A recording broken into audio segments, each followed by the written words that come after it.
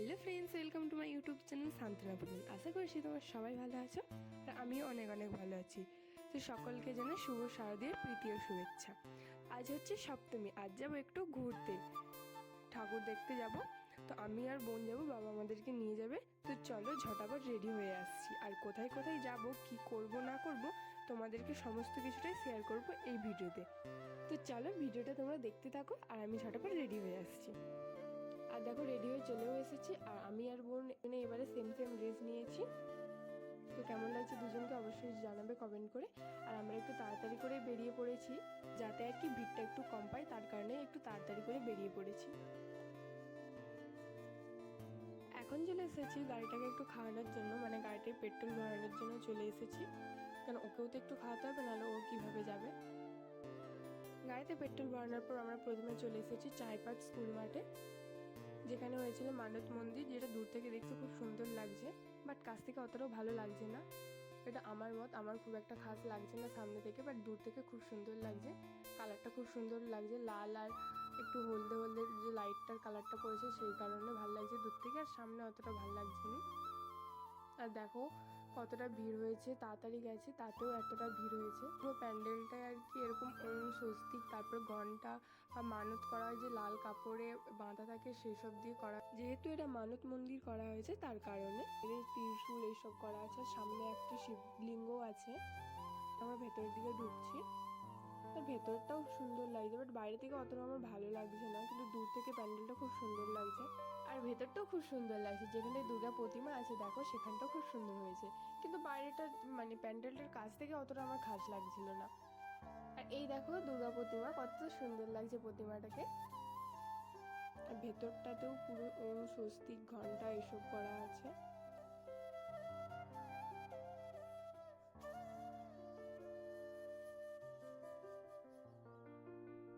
এখানে মেলা বসেছে, ছোট ছোট দোকান বসেছে, ঘুগনি, পাপড়ি চাট, ফুচকা, এসব অনেক কিছু খাবারের জিনিস বসেছে, যেমন তেমন অনেক কিছু খেলনা এসবও বসেছে।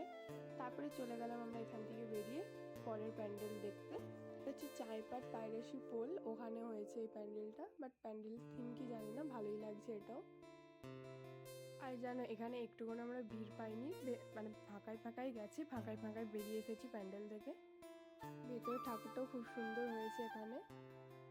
আর এখানে বাইরে কিছু করা হয়েছে। আর আর প্যান্ডেলের ওপরে ওটা হচ্ছে একটা বুদ্ধ ঠাকুর মনে হবে, আমি ঠিক জানি না, ওরকম কিছু করা হয়েছে। আর দেখো ভেতরে ঠাকুরের মূর্তিটা খুব সুন্দর হয়েছে। এখানে কিছু ফটো এসব তুলে আমরা বেরিয়ে পড়লাম নেক্সট প্যান্ডেলে যাওয়ার জন্য, নেক্সট লোকেশনে।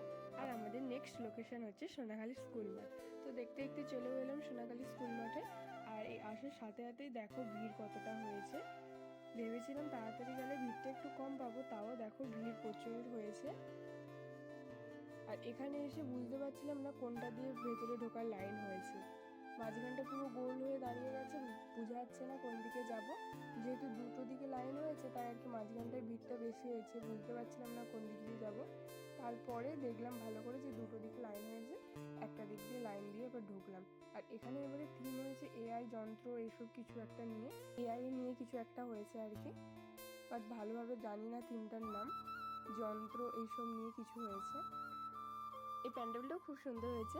এখন আমরা ভেতরের দিকে ঢুকছি।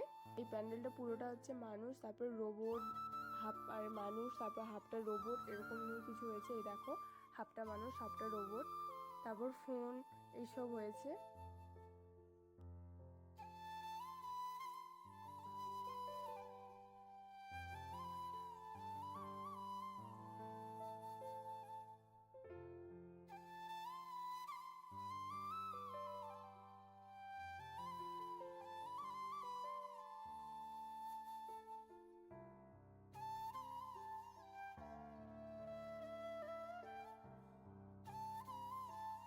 আর এখানে দুর্গা প্রতিমা তো খুবই সুন্দর লাগছে, দেখো শুধু কতটা সুন্দর হয়েছে। তারপরেও এখানে দাঁড়িয়ে আমরা কিছু ফটো তুলে নিলাম।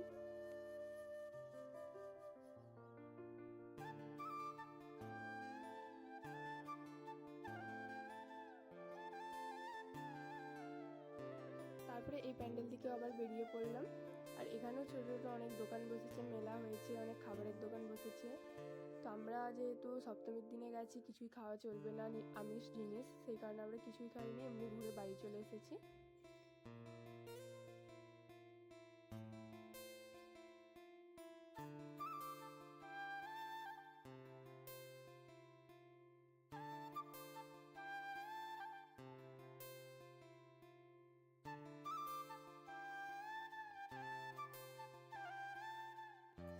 চলে এলাম আবার একটা প্যান্ডেল দেখতে। এটা হচ্ছে সোনাগাছি স্কুল মাঠের সাইডে।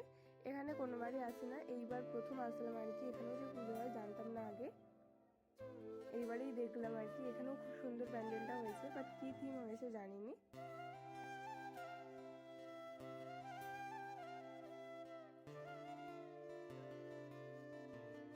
আর দেখো এত ভিড়ে, এত লোকজন, এত গরম লাগছে, তাই একটু পাখার হাওয়া পেতে দাঁড়িয়ে পড়লাম দুজনে মিলে।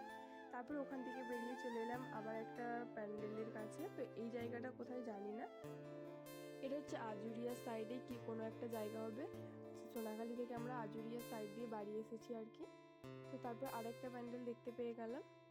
এখানে নেমে আর ঠাকুর দেখিনি, রাস্তায় রাস্তায় এরকম দেখে বেরিয়ে পড়লাম বাড়ি যাওয়ার উদ্দেশ্যে।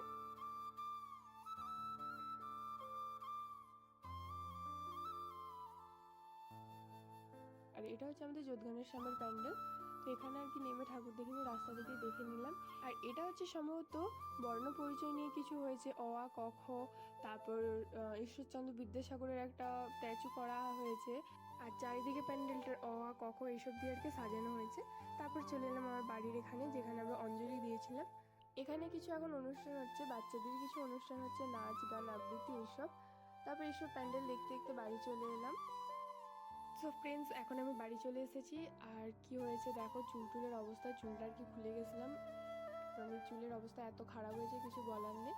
তো চলো এখন ফ্রেশ হবো। তো ভিডিওটা এই পর্যন্ত। যদি ভালো লেগে থাকে অবশ্যই like comment share and subscribe করে পাশে দেখো। দেখা হচ্ছে আবার পরের কোনো ভিডিওতে। বাই।